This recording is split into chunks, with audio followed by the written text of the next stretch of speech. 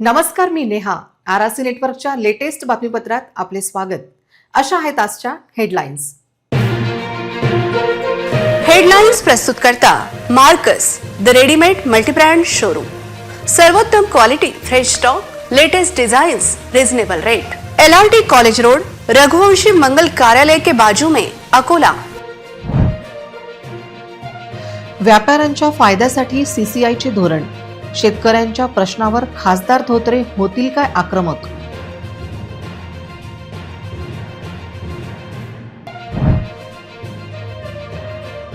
जिल्ह्यातील त्या 42 शाळांना लागणार का टाळे. पटसंख्या घटल्याने शिक्षक आणि शाळांवर गंडातर.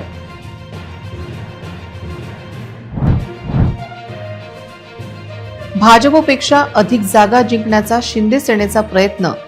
अकोला महापालिका निवडणूक कठीण होण्याचे चिन्ह.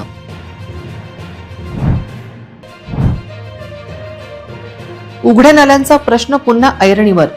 मनपाच्या गलथान कारभाराचा आणखी एक पुरावा.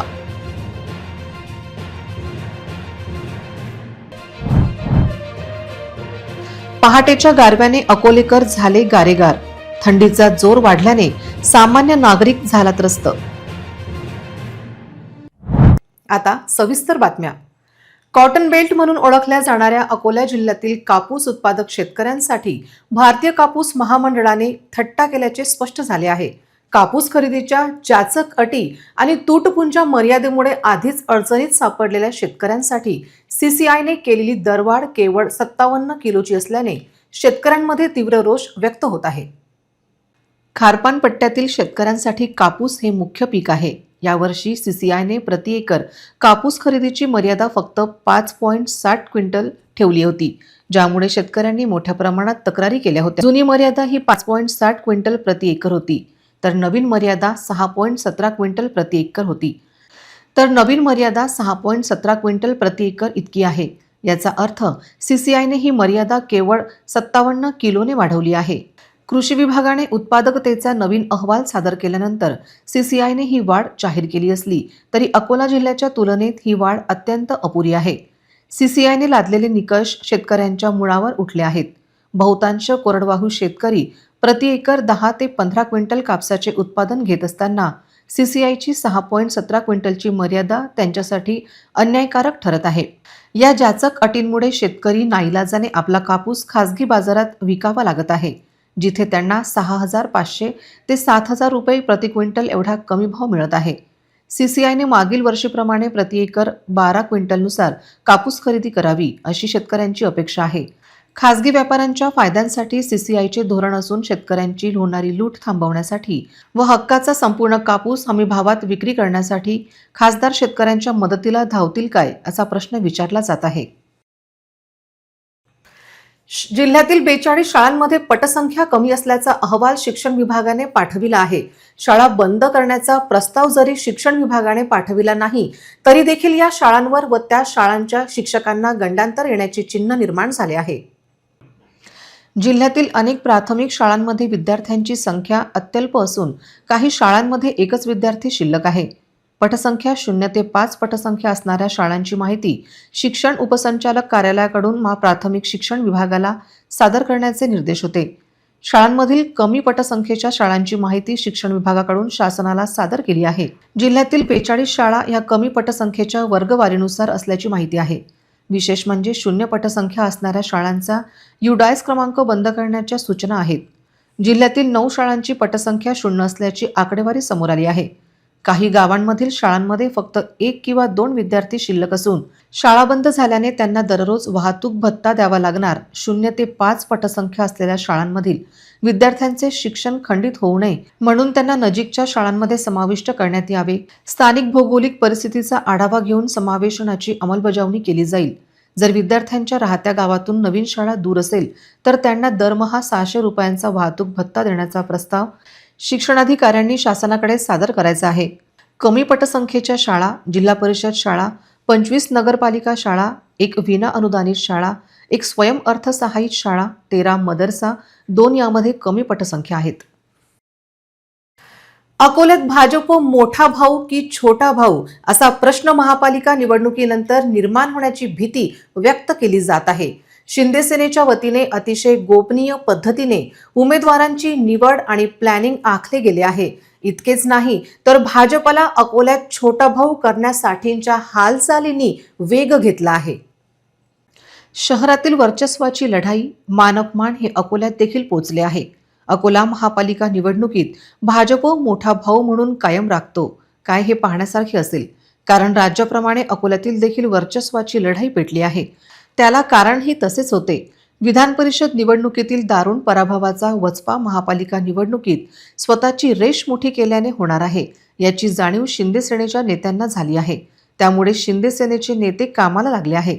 इतकेच नाही तर त्यांनी प्रभागातील दमदार उमेदवार गळाला लावणे सुरू केले आहे.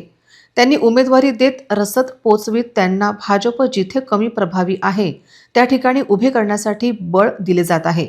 अकोल्यात भाजपला 2 नंबरचा पक्ष करण्यासाठी ही रणनीती आहे. या रणनीतीत शिंदे सेनेच्या गळाला कोण लागते हे पाहण्यासारखे असेल. भाजपने नाकारलेले माजी नगरसेवक शिंदे सेनेच्या गळाला लावण्याचा प्रयत्न सुरू झाला आहे. स्थानिक पातळीवर संपर्क असलेल्यांना शिंदे सेना आपलीशी वाटली तर शिंदे सेना मोठा भाऊ म्हणून उदयास येऊ शकते. भाजपला अँटी इन्कम्बन्सीचा फटका बसणार असून विद्यमान नगरसेवकांना तिकीट नाकारले तर त्याचा इफेक्ट दुप्पट होण्याची भीती व्यक्त केली जात आहे. शहरातील उघड्या नाल्यांचा जीवघेणा प्रश्न पुन्हा एकदा ऐरणीवर आला आहे. महापालिकेच्या गलथान आणि बेजबाबदार कारभारामुळे शहरातील नागरिक त्रस्त झाले असून कॉटन मार्केट परिसरात पावसाळ्यात एका युवकाचा बळी जाऊनही मनपा यंत्रणा अजूनही गंभीर नसल्याचे दिसून येत आहे.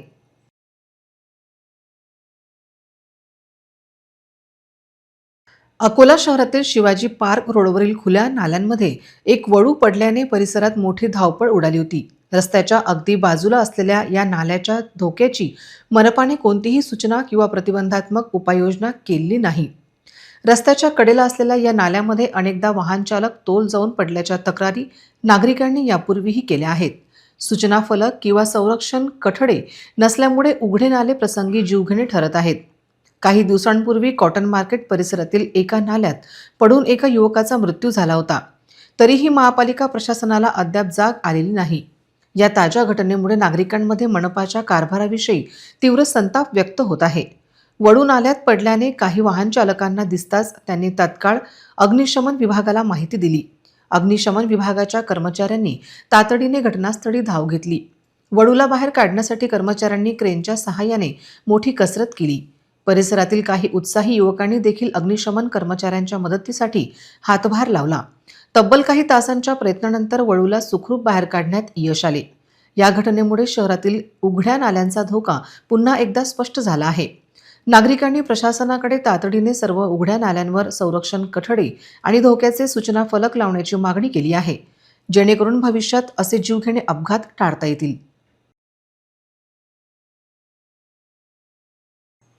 मध्य रेल्वेने यावर्षी ख्रिसमस आणि नवीन वर्षाच्या निमित्ताने विशेष रेल्वेगाड्या चालवण्याची योजना आखली आहे.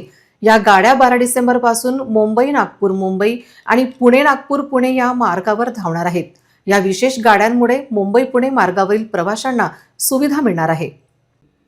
ख्रिसमस आणि नवीन वर्षाच्या स्वागतासाठी अनेक लोक प्रवासाचे नियोजन करतात. याच कारणामुळे या दिवसांमध्ये रेल्वे गाड्यांमध्ये मोठी गर्दी असते.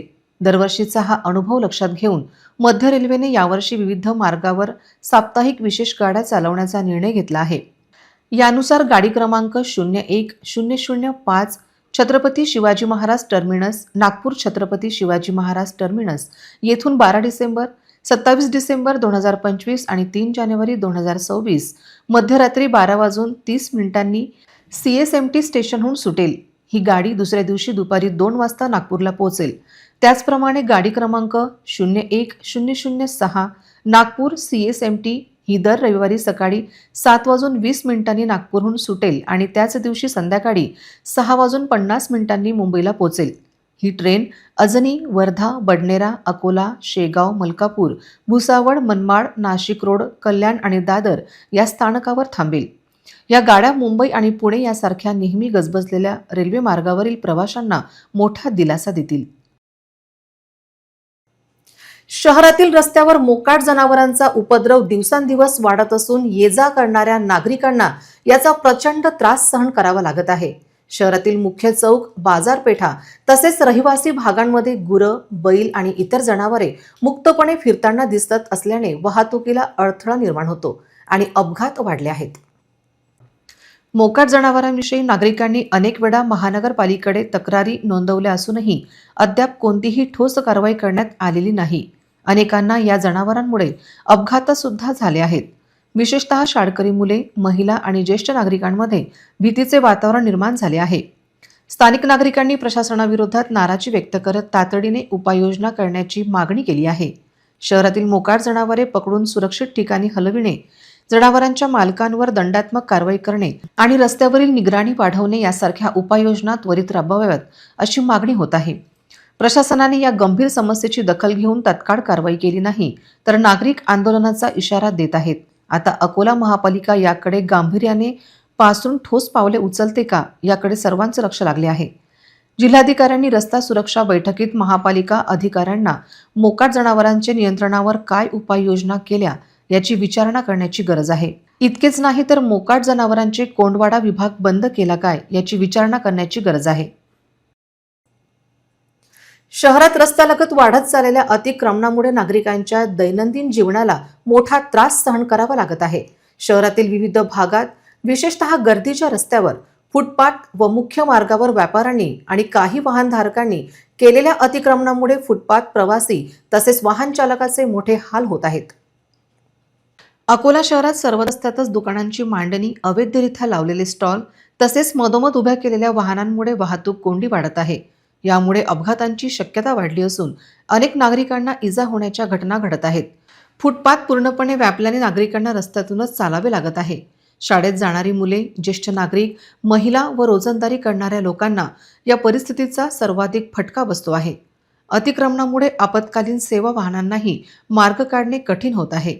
नागरिकांनी प्रशासनाला ठोस पावले उचलण्याची मागणी केली असून अतिक्रमण हटवा मोहिमेची तातडीने अंमलबजावणी करण्याची गरज असल्याचे मत व्यक्त केले आहे.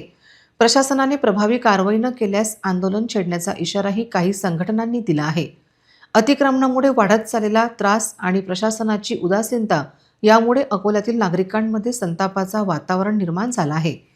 शहराचे सुशोभीकरण, सुरळीत वाहतूक व नागरिकांची सुरक्षा यासाठी त्वरित कार्यवाही होण्याची अपेक्षा व्यक्त होत आहे. दर्यापूर शहरात भारतरत्न डॉक्टर बाबासाहेब आंबेडकर यांच्या महापरिनिर्वाण दिनानिमित्त कॅन्डल मार्च काढण्यात आला. रॅलीला संविधान चौकातून प्रारंभ करण्यात आला. रॅलीमध्ये साईनगरमधील बौद्ध नागरिक, भावडी बुद्धविहारातील अनुयायी व भीमनगर परिसरातील असंख्य भीम अनुयायांनी रॅलीमध्ये सहभागी होते. शिवाजी चौकासह विविध मार्गावरून निघालेल्या मार्चद्वारे मेणबत्तीच्या प्रकाशातून अभिवादन केले. मेणबत्ती स्वतः जळून इतरांना प्रकाश देते. त्याचप्रमाणे बाबासाहेबांनी स्वतःचा सुखाचा मार्ग सोडून लाखो पीडित वंचित महिलांना उज्ज्वल भविष्य दिले.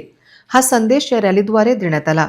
यावेळी शहरातील वंचित बहुजन आघाडीचे जिल्हाध्यक्ष संजय भाऊ, भीमशक्ती संघटनेचे अध्यक्ष सुरेश भटकर, भारतीय बौद्ध महासभेचे जिल्हाध्यक्ष विजयकुमार चोरपगार, मुरलीधर रायबोडे, सुधीर बसवंत, बाभडी येथील ॲडव्होकेट निशिकांत पाखरे, अंकुशदादा वाकपांजर, लक्ष्मीबाई सराटे आदी महिला तसेच शेकडो भीम अनुयायांची प्रामुख्याने उपस्थिती होती. ठाणेदार सुनील वानखडे यांच्या मार्गदर्शनात पोलीस बंदोबस्त तैनात करण्यात आला होता.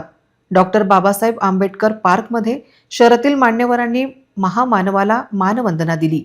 यामध्ये माजी नगराध्यक्ष नलिनीताई प्रकाश भारसाकडे, मेघा भारती, ॲडव्होकेट संतोष कोल्हे, साहेबराव वाकपांजर, सुरेश भटकर, पंजाब खंडारे, मुरलीधर रायबुर्डे, अंकुश वाकपांजर तसेच सर्वच पक्षातील नेते उपस्थित होते. धर्म, संस्कृती आणि आध्यात्मिक विचारांचे सातत्याने दर्शन घडवणाऱ्या खोलेश्वर नगरातील भगवान परशुराम चौकात शनिवारी 6 डिसेंबर रोजी सायंकाळी भोलेरामची सेना या सुप्रसिद्ध कीर्तन मंडळाच्या भक्तिमय कीर्तनाने परिसर भारावून गेला होता. खोलेश्वर नवदुर्गा महिला मंडळाच्या वतीने आयोजित या भक्ती संध्येला परिसरातील भाविकांनी उत्स्फूर्त प्रतिसाद दिला. विशेष म्हणजे भोलेरामची सेना मंडळ केवळ शनिवारीच भजन कीर्तन आयोजित करते आणि अकोल्यातील हा त्यांचा 102वा कार्यक्रम होता. नवदुर्गा महिला मंडळाने या कार्यक्रमाच्या यशस्वीतेसाठी विशेष परिश्रम घेतले. मंडळाच्या अध्यक्षा सौ रविता शर्मा, सचिव श्रीमती सारिका जोशी, सहउपाध्यक्ष सौ दीपा शिवाल, कोषाध्यक्ष सौ एकता बागरेट, सहकोषाध्यक्ष सौ किरण शर्मा यांच्यासह सौ आशा बागरेट, सौ शीतल तिवारी, सौ रीना पवार, सौ उषा मिश्रा, सौ लता जांगीड, सौ शीतल शर्मा, सौ माधुरी शर्मा, सौ भावना शर्मा, सौ शोभा तिवारी, सौ शशि तिवारी, सौ शीतल डोलिया, सौ प्रीशा वर्णेश शर्मा, सौ आशा शाहू, सौ सुचिता सेठ, सौ राजश्री महेंद्र पंडित, सौ पूजा पवार, सौ रोशनी मकवाना, सौ रश्मी खंडेलवाल यांचा आयोजनात सक्रिय सहभाग होता. नवदुर्गा महिला मंडळ हे केवळ धार्मिक कार्यक्रमच नव्हे तर वृद्ध लोकांची सेवा, अंधविद्यालय आणि निराधार मुलांची सेवा करून समाजात जागृती करण्याचे महत्त्वपूर्ण कार्य सातत्याने करत असते. हरे रामा रामा रामा हरे हरे हरे राम कबहू न देखे तेरा दिल में कबहू न देखे तेरा दिल में कबहू न देखे तेरा दिल में लंके वयता बजर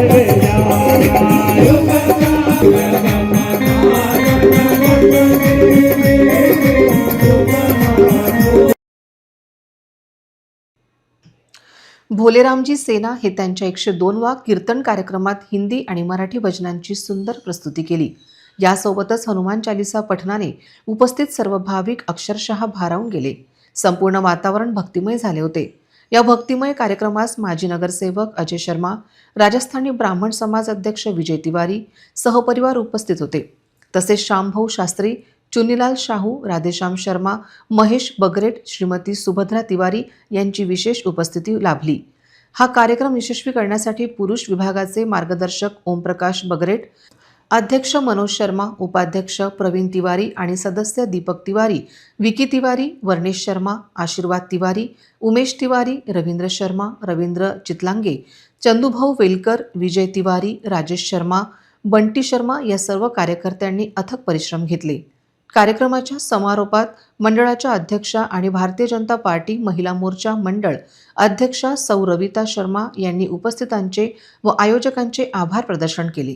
जय मंगल मूर्ति हो श्री मंगल मूर्ति दर्शन मात्रे मन धरणी मात्रे मन कामना पूर्ति जय देव पतिता बड़ा खुद गौरी कुमारी जड़िता मुकुट शोभा तो भरा जन जन तीनों पूरे चरणी आगरिया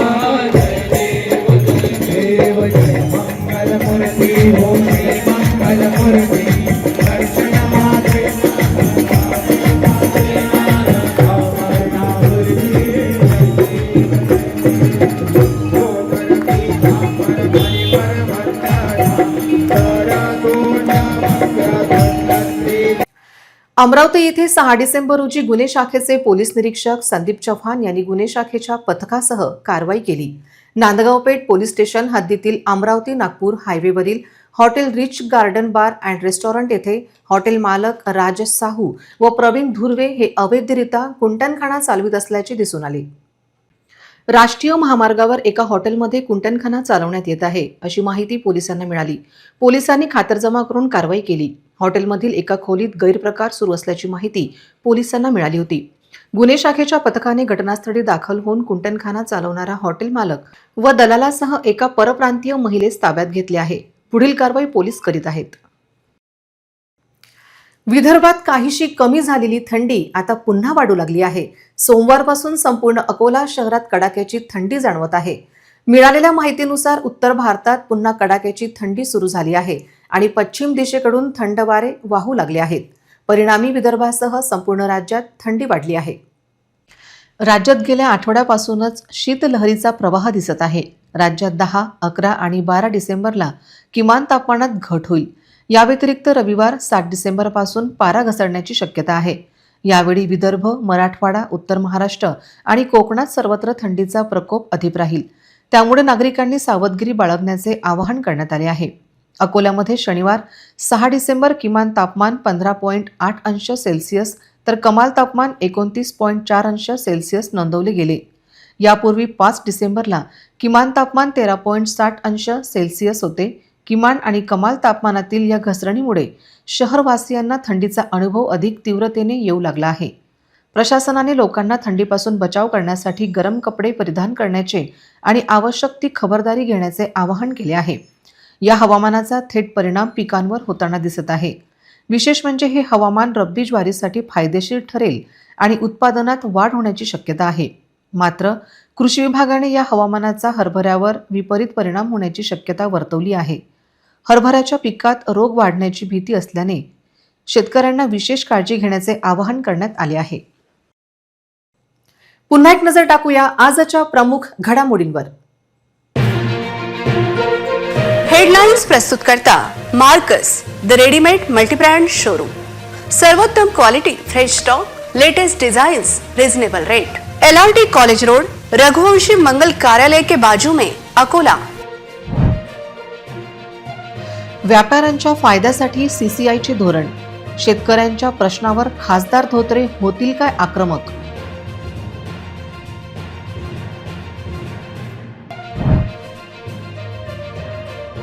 जिल्ह्यातील त्या 42 शाळांना लागणार का टाळे? पटसंख्या घटल्याने शिक्षक आणि शाळांवर गंडातर.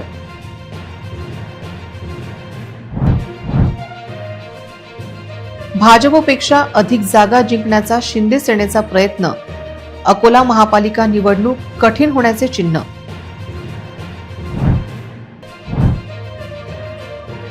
उघड्या नाल्यांचा प्रश्न पुन्हा ऐरणीवर. मनपाच्या गलथान कारभाराचा आणखी एक पुरावा.